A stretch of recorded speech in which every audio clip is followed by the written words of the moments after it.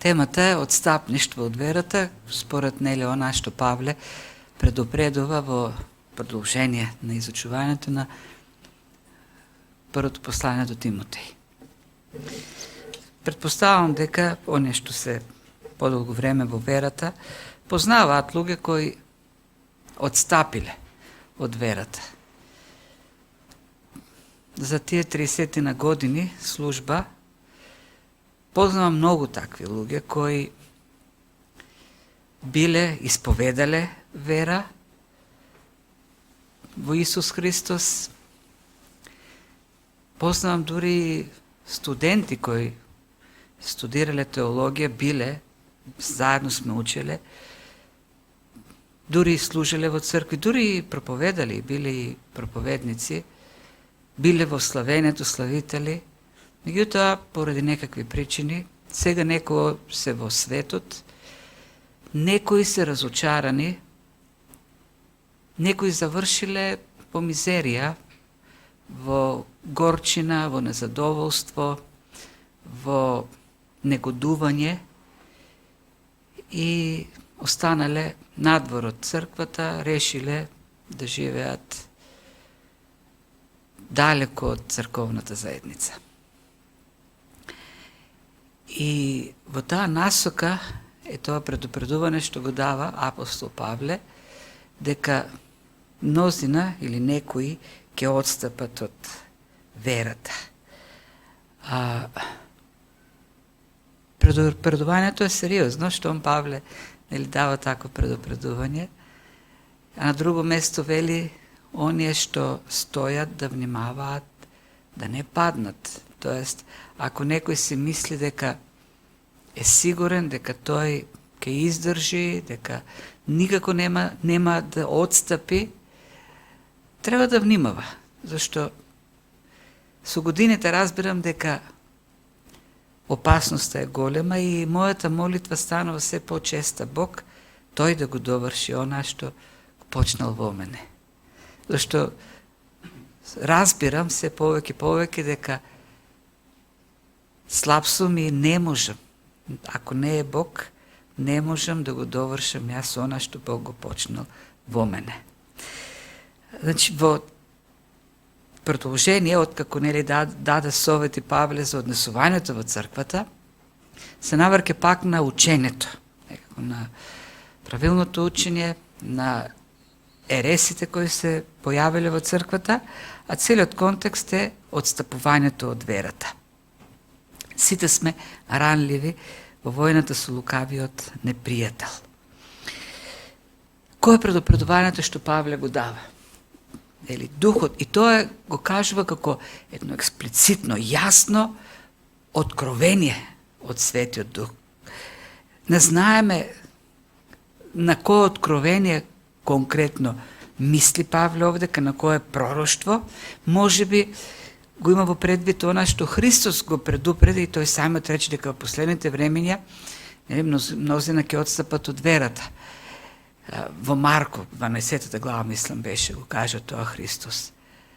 Самиот Павле на други места пак, како во Второ Солунци, 2 глава, во Делата 20 глава, исто говори за тоа отстапување од верата, па така може би се навраќа на тие моменти, бидејќи до тогаш веќе го напишал тоа на тие места. Тој во Солунци, а пак Лука го пишува тоа, но кажано е веќе, кажано уште пред нели да се случува ова што го пишува во Прво Тимотеј. Може би пак станува збор за пророштво, откровение што Павле го доведе дека го пишува во послание. Знаеме, во секој случај тоа е предупредување што Духот го дава, едно јасно, експлицитно предупредување од Светиот Дух за тие нели отстапување што ќе се случат. Другото нешто што овдека нели пак е тема на дискусија и нема јасен став синхронизиран е фразата последните времења. Според голем дел на христијани, протестантски христијани, овдека Павле кога се говори за последни времења, мисли на неков тесен период непосредно пред Христовото доаѓање. И, например, Павле дава, пишувајќи исто така до Тимотеј второто послание, еден опис на тоа како ќе изгледаат луѓето во последните времења, и вели ќе настапат тешки времења, луѓето ќе станат себелюбиви, сребролюбиви, самофалци, горделивци, хулители, непокорни кон родителите, неблагодарни, неправедни, безбожници, непомирливи, клеветници, невоздржливи, нескротливи, недобролюбци, предавници, пребрзи, надуени, повеќе сластолюбиви отколку боголюбиви, неизглед побожни, а од силата на Бог се одрекле. И така, луѓето, видате, такви ќе бидат они што веруваат во последни време како неков период кој го најавува Христовото второ доаѓање, такви ќе бидат луѓето и кога ќе видат такви луѓе околу себе, велат, еве, Христос скоро ќе дојде. И бидејќи такви луѓе секогаш имало и сега ги има, и ќе ги има, луѓето веруваат, еве, во сите времења верувале Христос, сега ќе дојде. Христос само што не дошол. Погледате околу себе какви се луѓето. Меѓутоа Павле кога го пишува тоа, на крајот завршува, предупредувајќи го Тимотеј, да бега од такви луѓе, што значи дека таму биле, во неговото обкружување тие луѓе. Што значи дека не мисли само на неков период од она време тогаш. И затоа пак некои пак велат, Павле овдека мисли на неговото време. Тоест, последни времења се оние кои треба да го најават крајот на храмот, нели? И за тоа овдека Павле зборува, и тогаш имало такви луѓе. Се појавиле и Павле предупредува да внимава Тимотеј кон нив. И нема да има повеќе такви луѓе. Не, она што јас верувам, дека тоа предупредување е за сите христијани, не само за Тимотеј, зашто такви луѓе има и денес ке ги видите. И опасноста од отпадништвото, од верата е постојано отпадништво, постојан проблем. И бидејќи луѓето се врзуваат во една или друга некаква конкретна шема, исклучуваат тие реалности дека лажните учења, дека ересите, дека тие опасности се во текот на целата историја на црквата се повторуваат. Ние цело време имаме епидемии на лажни учења. Не само во почетокот, не само на крајот, туку во целата историја. Како болестите. Проблемот со нас луѓето е што секоја генерација, и нашата генерација таква, тргнува од некој ексклузивизам. Никогаш не било како што е сега. Ова нешто е посебно. И секоја генерација мисли така. Мисли дека открива нешто што никој порано не знаел. И кога ќе дојде дури некоја болест, уште ни е свеж ковидот, таква еуфорија настана, како да никогаш не се случувало такво нешто, готово, крајот на светот е. Христос доаѓа. Такови апокалиптични случувања во општеството немало. Што не е вистина.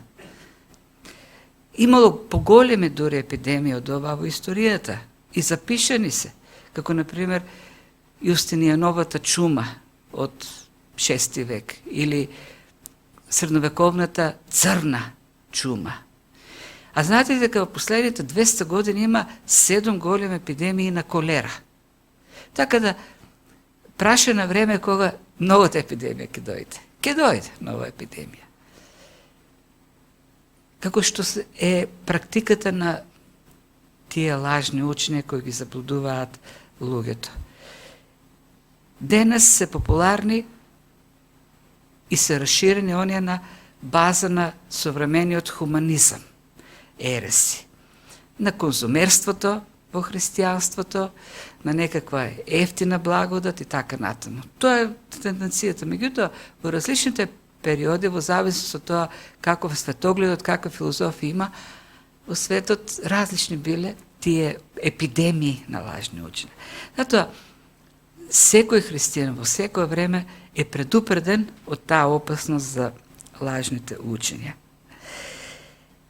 И како што секоја епидемија, секоја болест има негативни последици не само врз телото и врз емоционалната состојба, така и овие епидемии на лажни учења се одразуваат негативно на здравјето, на состојбата, имаат духовни последици.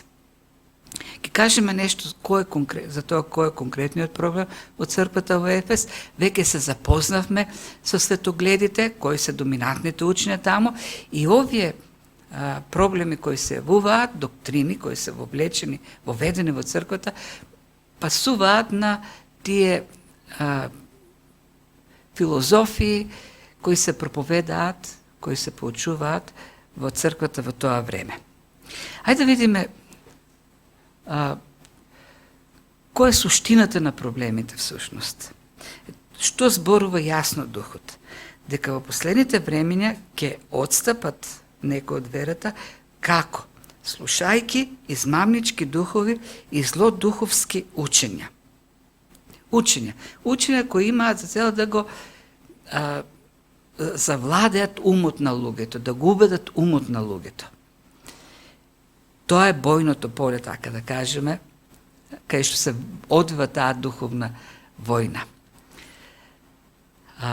И изворот, Павле потенцира изворот на тие лажни учења, и ќе видиме што значи лажно учење, се некакви измамнички духови, да, овдека зборот пнеума, што значи духов, меѓутоа злодуховски, оствари зборот daimonion или ѓавол, демони, тоест демони. Зборот е демони. Демоните се измамнички духови, кои што шират такви лажни учења. Во духовниот свет, невидливиот свет, кој со така од Бог е создаден, демоните како одметници од царството на одстапници од царството на светлината, од Божјото царство, и како служители на сатаната, тоест оној ангел кој се возбунтувал против Бог, всушност служат во тоа царство на темнината да ги држат луѓето подчинети, заблудени во темнината. Ако Божјото царство е царство на светлината, царството на сатаната е царство на темнината. Секако не во физичка смисла. Кога говориме за светлина, збориме за вистина, јаснотија. Ако говориме за темнина, говориме за заблуда, говориме за нејаснотија, за слепило. Сатаната се обидува преку своите демони секако да ги задржи луѓето во темнината, во заблудата, за да не ја познаат вистината. И така, да го побара царството на светлината. Тоа е основната цел на тие лажни учења. Затоа тие се измамнички. Затоа тие духови ги нарекува Павле измамнички, зашто се служат со измама, со заблуда. Сакат да го држат во заблуда умот на луѓето. Ние, како христијани, под влијание на Евангелијата, кога говориме за дејство на демони, демонско дејство, и тоа е многу популарно денес во некои кругови на христијани, мислиме на некакви еклатантни, очевидни демонски манифестации во животот на некој човек, некакви такви демонизирани влијанија. Да, може да има такви, меѓутоа тоа не е основниот начин на дејство на демоните. Тие се измамливи, тие се духови кои се служат со измама, со заблуда. Да, сака сатанат и духовите, сакаат ние да се занимаваме со така демонологија во која на секој околност ќе бараме демони и ќе ги бркаме. И денес има такви христијански кругови кои живеат во анимизам. Имат анимистички поглед на светот, тоест веруваат дека ние сме заобиколени со демони околу нас и тие се и во нас, и тие се причината за секое негативно дејство. Например, ако некој поверува и не може се ослободи од развратот и веднаш се припишува проблемот на демон. Тој има демон на неморал во него. И сега ќе треба да го избркаме демонот. И се собираат луѓето и почнуваат да го бркат демонот на неморал, никако да го избркат. Јас сум присуствувал на служба во која престана, се расипа појачалото, почна да брмчи и се собраа луѓето да го гонат, да го бъркат демонот на бръмчене на звучник или на појачало беше, не знам. Зашто ние сме заобиколени од таков духовен свет кој постојано треба да ни прави, кој ни прави лоши работи, ама ние треба сега да ги бъркаме. Не е тоа основното дејство на... И тоа е дел од заблудата всушност. Не. Демоните имаат многу по-суптилна стратегија, а стратегијата е да ги заблудуваат луѓето во измамата, во лагата, да ги држат во невистината. Тоа е суптилното, итрото дејствие. Во коментар кон оваа книга, двајца добри теолози дават една илустрација, зато колку е суптилно нивното дејство. Велат, представете си, влезете во некоја просторија која е така искречена во некоја светло-зелена нијанса. И поминувате низ таа просторија, влегувате во соседна, која со истата светло-зелена боја, меѓутоа има некоја сина нијанса која е незабележлива. Потоа влегувате во следната соба, каде што сината нијанса е повторно истакната, но незабележлива споредба со претходната соба. И така како влезете во 10, 15, 20 и на крајот ќе се најдете во сосема сина соба и прашате, добро, дали исте како првата, вие ќе кажете, да, таа е истата. Но ако се вратите, веднаш споредите, ќе видите дека разликата е голема. Тоа се заблудите, нудат нешто кој изгледа како вистина, меѓутоа е далеко од вистината. И тоа е начинот на дејство на тие сили. И тоа е нашата борба всушност. Нашата војна не е против луѓето. Нашата војна не е да се соочуваме со личностите околу нас, без разлика во кое својство се. Нашата војна е духовна против тие началства, сили, власти кои го држат светот во темнината. И тоа е бојно поле, нели, каде што се одвива таа војна. Пише преку лицемерието, но нешто зборуваат лага, имаат догорена совест. Да, секако.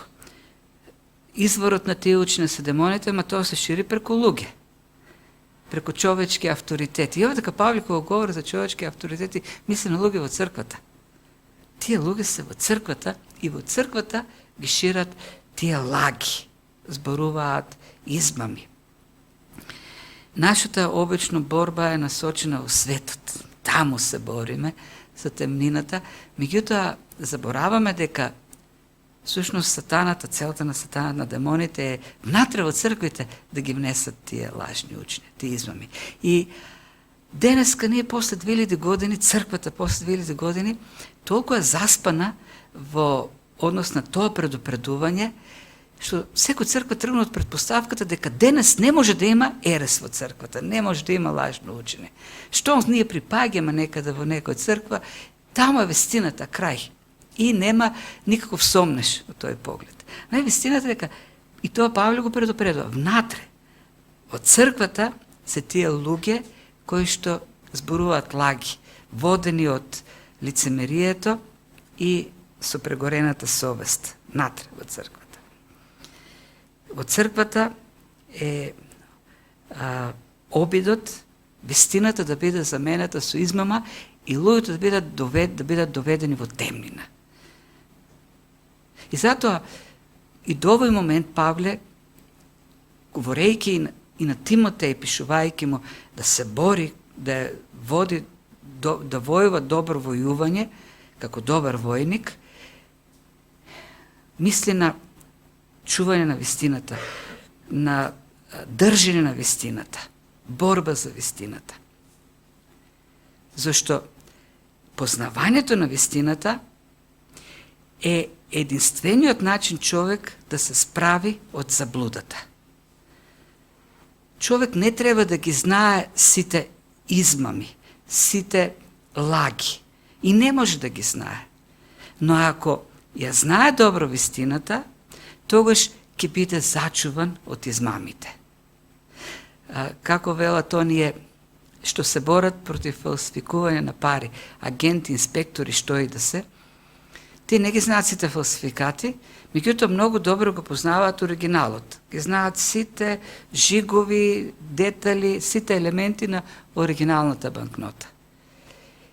И бидејќи добро го познаваат оригиналот, доволни им се неколку секунди да го видат фалсификатот и веднаш, дури со самиот допир ќе разберат дали е оригинал или е фалсификат. Бидејќи оригиналот го познаваат.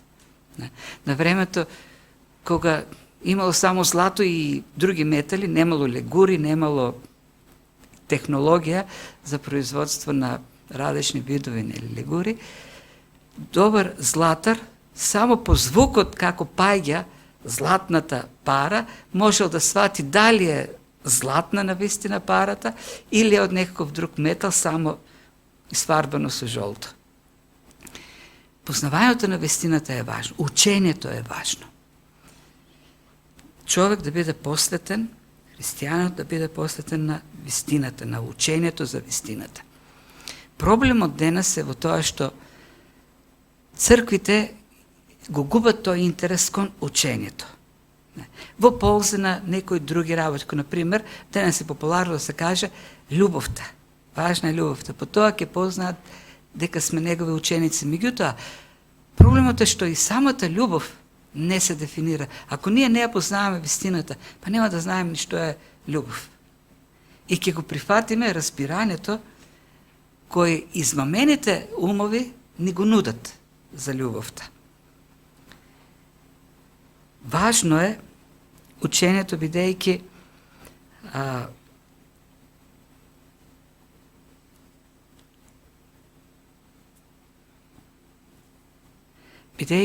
вистината ќе ни ги покаже, ќе ни ги открие, ќе ни ги разоткрие измамите. Сега има една друга крајност која исто така треба да имаме предвид. Кога говориме за учење, ние говориме за вистината која ни открива Библијата. И Библијата, како учење, ќе не држи од они опасности кои обично ересите ги вовлекуваат во животот на верниот човек, а кои и овдека се представени, како реални состојби во црквата во Ефес. Зашто и учителите кои се појавиле таму, во црквата, наметнувајќи учење, тврделе дека тоа е вистинското учење. Дека имаат доктрина која е вистината. И држеле, секако поради својата жигосена совест и внатрешната желба да се представат како најдобри таму, убедувале дека со тоа учење тие ќе бидат најдобрите верници и христијани во црквата. Затоа кога говориме за вистината, единствено библиската вистина, Словото, во општина со Бог, е она која ќе не држи зависни од Бог, во смиреност и покорност, во послушност, пазејќи не од оние основни измами кои овдека Павле ги запишува. Кои се проблемите овдека што Павле ги открива во овој текст? Стапување, тоест воздржување од брак и воздржување од јадење од некаков вид на храна.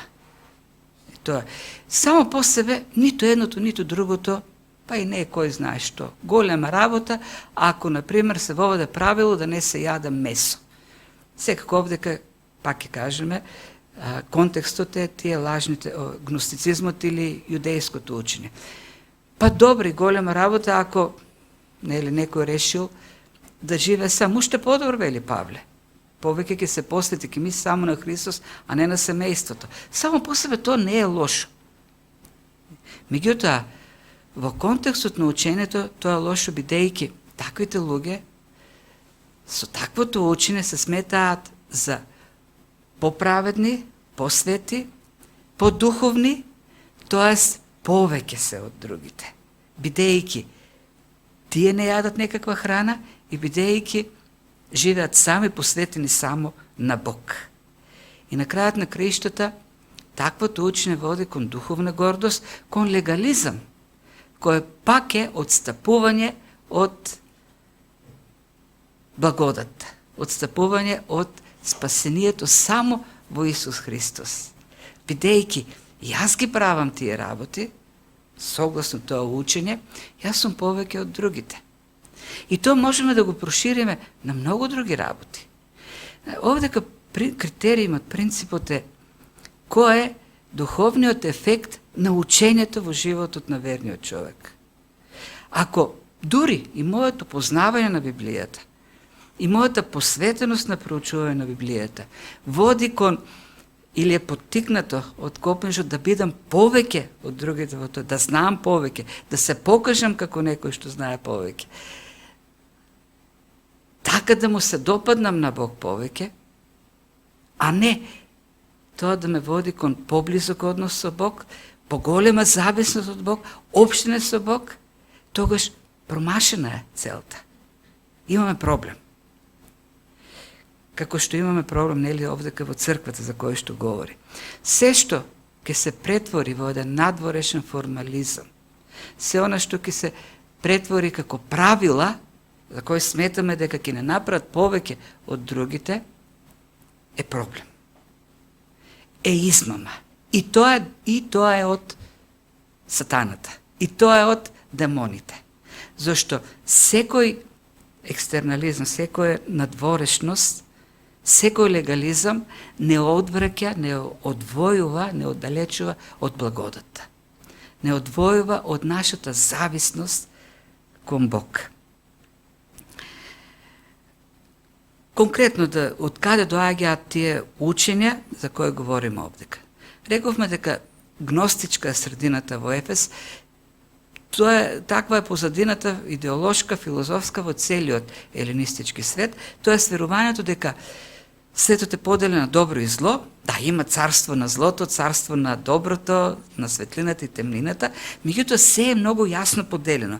Се што е духовно од царството на светлината или на добриот Бог, а се што е материјално е од царството на темнината, на злиот Бог. Вклучително и нашите тела, вклучително и материјалните работи во светот. Се е зло. И бидејќи ова тело е зло, а духот е добар, и бидејќи има еден краен дуализам, немат никаква врска телото и духот, телото си една работа, духот си е друга работа, што правиме со телото нема влијание врз духот, што правиме со духот нема влијание врз телото. Едните стигнале до едниот екстрем, ние треба сега да се ограничуваме од некои храни кои се угодни на телото, да го мачиме телото, бидејќи е зло. Со аскетизам да го уништуваме, бидејќи колку и да се независни духот и телото, духот е заробен во телото и затоа ние треба тој затвор да го уништиме. И тоа е она ограничување. Нема брак, нема јадење и така натаму. Други пак отишле во еден друг екстрем, на развратот. Значи, едниот е легализмот, аскетизмот, другиот екстрем е развратот. Бидејќи не е важно што правиме со ова тело, што ова тело нема никако да се спаси. Тоа секако ќе заврши во таму во судот, во злото ќе си отиде. Затоа да му даваме што сака да прави. Да му даваме грев. Да го подложуваме на разврат повеќе и повеќе. Зашто не наштетува на духот. Духот си е свет. И така тие луѓе се предале на разврат. Но и едното и другото се всушност две страни на една иста монета. На заблудата, на сатаната. И легализмот, во кој ние сме супер добри, супер праведни, најдобри од сите, и развратот. Прави што сакаш, Бог е добар и на крајот ќе ти прости, знаеш, така да е на свелот. Бог ти простил веќе се на крстот, прави што сакаш. Неговата милост покрива се. И ако сгрешиш, биди спокоен, да не ти тежи ништо на твојата совест. Бог е добар. И овдека проблемот не е Павле не потенцира на развратот, туку потенцира на легализмот. Ние сме добрите. И проблемот на христијанството е во тоа. Проблемот на христијаните е во тоа да се покажат праведни, поправедни дури отколку што се. Проблемот на христијанството е кој се стреми кон совршенство, да биде подобар и подобар така натаму, е попривлечен. Легализмот е попривлечен. И сатаната го користи тоа. Тоа е заблудата што сатаната ја врши во црквата. Да ги одвлече луѓето од благодата, од верата во Господ Исус Христос, која е нашата единствена начин за спасение, во некаква надворешна побожност. Во некакви правила кои ние ќе си ги поставиме и така ќе изгледаме од другите и по-добри, и по-праведни, но и пред самиот Бог.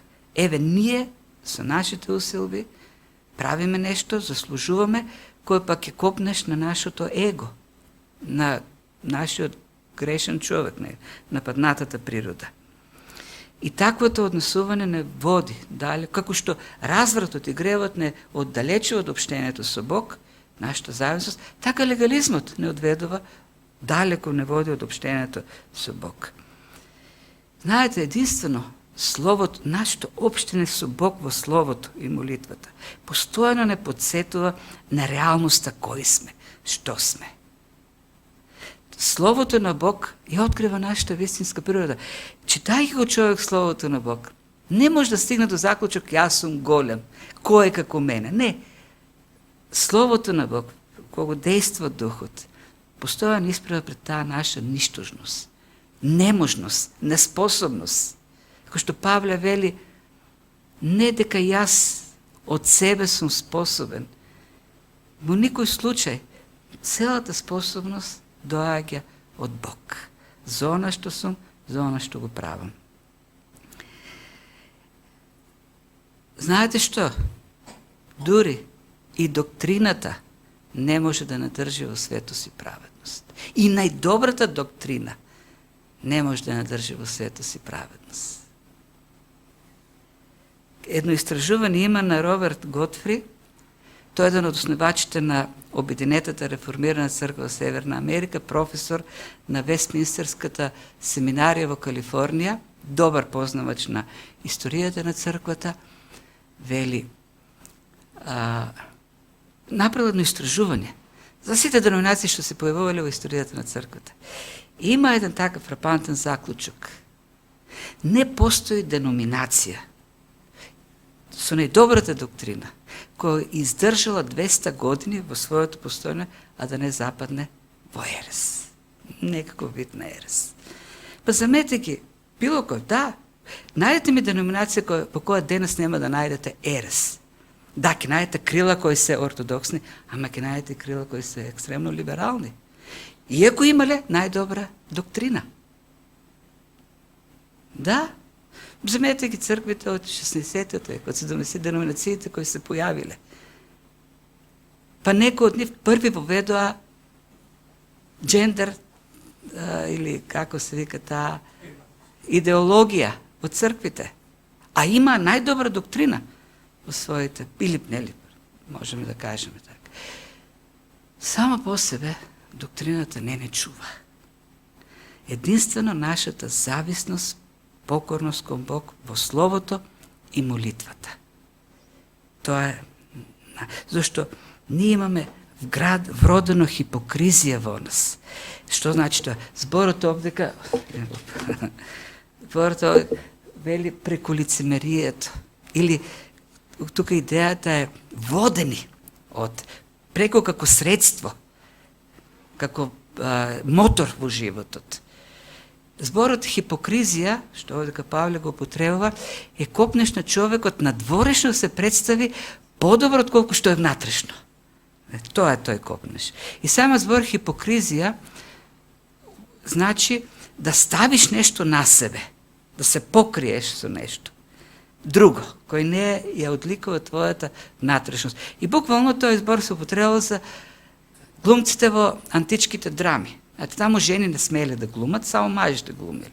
И мажите глумели секакви улоги. Еден маж можел, еден исти човек, можел 5 улоги да глуми. И на куче, и на мачи, и на баба, и на дедо, и на млад човек, ставајки си маски. Тој процес се нарекува хипокризија, да се представиш повеќе отколку или подобро отколку што си, зашто имаме ние копнеш. Зошто се разубавуваме? Зошто сакаме да се направиме според стандардите, нели, за убаво во светот, што во секој време се различни, такви, да се допаднеме на луѓето. Затоа почнаа да се прават операции на лицето, корекции естетски, па дори ние мажите пред да тргнеме, ќе застанеме пред огледалото да се видиме какви сме. Па сега современите мажи такви козметики веќе применуваат. Мене ми се непознати и не сум многу по современите козметики, но тоа е идејата. Не. Човекот ја има таа внатрешна хипокризија, да се представува како да живе живот во лага. Сатаната многу добро го знае тоа. И заблудите се тие. Јас ке ти дадам нешто и да бидеш повеќе од другите христијани. Вистината дека сите сме ништужни. Сите сме никакви. Само по Божјата благодат сме она што сме. Можеме да бидеме. Решението да признаеме личната слабост. Тоа е да бидеме искрени пред Господ. Господи, слаб сум, недостоен сум. Само по Твојата благодат можем да бидам нешто. И што и да правам, колку и сам, што и да измислам, јас пак ќе бидам ништужен без Божјата благодат. Божиот збор го истражува нашето срце. Божиот збор го истражува. Кога дејства Светиот Дух, покажува што има во нас и не води кон поправање. Теолошките системи не го прават тоа. Напротив, тие можат само да нахранат его. Тоа не треба да имаме доктрини, но нашиот христијански живот не треба да го товариме на принципи, на правила, туку на она што Словото кон што не води. А Словото не води во понизност и покорност. Словото не води кон повторно не враќа во општението со Бог. Да го живееме она што Тој сака од нас да го живееме. Зашто на крајот на криштата Павле тука предупредува за догорената совест. Кај беше ова? Има? Не. Зборот догорена совест значи буквално жигосена совест. Јас овдека сум го пропуштил. Добро, сум скокнал еден дел од проповедта, ќе се навратиме, не е касно. Зборот прегорна совест, оригиналниот збор, е дури медицински термин, кој означува ткиво, поради некакви причини, дали повреда на нерви, дали повреда во мозокот, не ги чувствува човек. Како, например, парализиран, не може на допир нема чувство. Нечувствително е. Но самиот етимологија е жигосување со жештено железо. И робовите ги жигосувале. И таму каде што тоа парче кој што ќе биде изгорено со железото е нечувствително на допир. Јас имам таков дел, ова дел не ми е чувствително, не може да ги допирам прстите вака, зашто тука ми се повредени нервите. Не може да ги спојат правилно. Овој збор Павле го потребува за совеста на луѓето. Тој процес на заблуда, на поробување на умот со измамата, во тој процес, совеста кој не е апсолутен критериум за правилно и неправилно, почнува да биде водена од тој стандард. И таа станува нечувствителна за вистината. Таа станува нечувствителна за доброто и злото, за вистината и измамата. Идејата е нечувствителност. Нема сенс. И во еден таков процес, и тие луѓе овдека, што значи да се отпадне од верата? Тука Павле не пишува за отпаѓање од спасението. Значи, тука не дискутираме дали биле спасени, биле спасени. Верата во ова послание е учење. Вистинското учење. Тие луѓе отпаднале, отстапиле од вистинското учење. го имале, го чуле од Павле, го исповедале и во еден момент одстапуваат и тргнуваат кон друго учење. И сега веќе се нечувствителни кон вистинското учење. И тоа е таа опас, кога човек ќе тргне во некоја насока, не зависи дали е развратна или е легалистичка, проблемот е што неговата совест почнува да се раководи од патеката од заблудата која прифатил. Станува нечувствителен кон гревот, станува нечувствителен кон Божјото дејство, кон благодата, кон потребата да исповеда, кон потреба да се враќа кај Бог и така натаму. Жигосана или нечувствителна совест. И кое е решението, Павле, вели, во една таква ситуација во која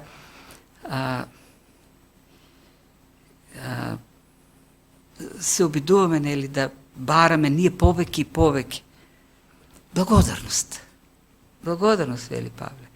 Овие работи кои ги избегнуваат тие таму учители, кои проповедаат дека треба да се избегнуваат, Павле вели, добри се тие работи.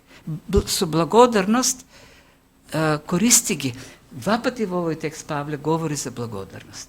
Сега во нашиот превод, предпоставам случајно, во 3 стих е испуштен зборот благодарност, инаку го има зборот Евхаристија, каде вели, нели, забрануваат да се стапува во брак и наметнуваат воздржувањето јадење што ги создал Бог, за да бидат употребувани, и тука е зборот со благодарност од оние кои веруваат и ја познаваат вистината. А пак на крајот, нели, во 4 и 5 стих вели, секое нешто создадено од Бог е добро и ништо не е за отфрлање ако се прима со благодарност. Кој е поентата тука? Ако се прима со благодарност. Додадено е тоа благодарноста кон Бог. Знаете ли кој е големиот проблем на нашата врска со Бог, на општението и така натаму? Незадоволството, неблагодарноста. Ние не сме задоволни со тоа што го имаме и бараме нешто повеќе. Не сум задоволен со изгледот и барам да се представам повеќе од тоа што сум. Не сум задоволен од средината и барам друга средина. Не сум задоволен од учењето, барам друго учење. Не сум задоволен и барам а незадоволството, нели, води кон горчина, кон негодување. Тоа се местата каде што сатаната се вовлекува. Благодарноста кон Бог е оружјето с кое се спротивставуваме. Како падна првиот човек? Имаше се во Еденската градина на располагање. Само еден плод од едно дрво. И дојде сатаната и почне, нели, убаво не изглед, ова ќе биде, ваква ќе биде. Созда еден копнеш, ова вреди повеќе од се друго. Така беше представено. И падна. Зошто се викам, не рече, јас сум преблагодарен, ви колку многу имам овдека, сега едно дрво, голема работа. Некаков плод таму. Ке кажам нешто радикално. Единствено, вистинските христијани знаат вистински да уживаат во овој свет. Да, зашто христијаните ја познаваат суштината, вистината ја познаваат. Познаваат од кого доаѓа се, зошто доаѓа се и која е правилната примена на се, за да носи вистинско задоволство во животот. Павле овдека вели, нели, за да бидат употребувани од оние кои веруваат и ја познаваат вистината. Разбирате? Со благодарност. Оние кои што ја познаваат вистината, оние имаат привилегијата да се насладуваат на благодатите на Бог, што ни ги дава, вистински, правилно. Зошто? Се што ни е дадено, се што е создадено овдека е од Бог. Ние знаеме дека дури и оние ситуации кои не се пријатни за нас, и за нив сме благодарни, И во нив можеме да најдеме внатрешна исполнетост, бидејќи знаеме дека доаѓаат од Бог кој секогаш го има најдоброто за нас. Секоја ситуација. И во се човек е задоволен, благодарен. И сите останати работи што ги добива човекот, знаеме дека се од Бог дадени од оној кој не љуби, кој како родител се грижи за своето дете. Не се случајно така појавени. Едно е чувството кога ќе најдеш нешто на улица, друго е чувството кога некој ќе ти го подари како внимание и грижа. Се што имаме, ние благодат, подарок, дар од Бог кој се грижи за нас. И овде Павле вели се, не само духовните работи, не само светиот дух и така натаму, се во овој свет. Се е добро, се е за нас и се треба да се прима со благодарност. И храната. Храната ја приема со благодарност, зашто знаеме дека се и ова храна што имаме, се што е во овој свет, Бог го дал. И ние сме тие кои со молитва и слово, кои со благодарност, ние сме тие кои ја даваме вистинската содржина, вистинската суштина на нештата како Божи создание. Зашто и музиката што некој ја твори бидејќи Бог му дал дарба да ја твори. И ние слушаме таа музика и сме благодарни на Бог, зашто дал таков талент да биде создадена таа музика. И не само тоа, Бог ми дал уво, за да можам да слушам. И не само што ми дал уво, туку ми дал осет, сетило, за да разберам убав звук и да се насладувам на тој убав звук. Бог ми го дал тоа. Бог не само што ми дал дигестивен систем, желудник и црева, тој ми дал осет за вкус. Тој ми го дал тој осет. И кога некој убаво така парче изготвено, некоја од добар мајстор ќе ми се сервира, почнуваат да ми се лачат овие жлезди, има вкус, убав вкус. И јас знам од кого е тоа. И знам зошто ми го дал. И сум благодарен. И се насладувам. Крајната, човекот пуританите, крајната цел е да го славиме Бог, сега за сегаш и за се останато, за се она што тој ни го дава. Тоа е крајната цел, значи славене на Бог и се она што тој ни го дал. Бог ми дал око. И не само што ми дал око, туку ми дал во мене е вложен тој восхит, кога ќе видам една слика, убаво нацртана. Кога ќе ги погледнам природата околу мене и небото, да се восхитам на боите, на животот околу нас. Бог го дал тоа. И јас тоа го правам со благодарност. Тогаш јас му давам вистинска суштина, на вистинско значење. Благодарност. Не случайно Павле благодарност се вклучува во овој текст овдека. Зашто благодарноста кон Бог е клучот. Бог ми ги дал тие работи. И при тоа, ништо само по себе не е добро или зло. Вели, вие со молитва се осветуваат тие работи со слово и со молитва. Кога ќе седнеш да јадеш во ресторан или кога ќе купиш сендвич, од кај знаеш тој таму што го сготвил, дали е атеист, можеби и сатанист, можеби тој јадење тој го посветил на сатаната. И што од тоа? Да, што од тоа? Па тој е проблемот во древната црква. Купуваат месо во месарница, не знаат дали претходно било жртвувано некој идол. Нема да јадеме месо. Павле вели, не. Станува свето во словото и молитвата. Ама таа музика не знам кој ја напишал. Кој му е дал дарбата е важно. Бог ги дава сите добри дарби. И тоа е напишено од Бог му дал таква дарба. И во благодарноста кон Бог има добро содржина, добро значење за мене. Зато овде Павле прави разграничуваме ги од svetski, duhovni, ne, se veli. Nema, ove se po priroda duhovni, ova se po priroda svetski. Ti во твојот однос кон Бог со благодарност го даваш тоа значење. Зашто и најдобрите нешта, па дури Евангелието, може да биде злоупотребено и употребено на крајот за најзли цели и за најзли намери. Од луѓе кои се во својата природа зли. Со благодарност. Кога одиш на театар, па Бог им дал на тие таму, се разбери, има представи кои не се загледани секако. Меѓутоа, она што е добро направено, тоа Бог им дал дарба да го направат. Или, како што пишува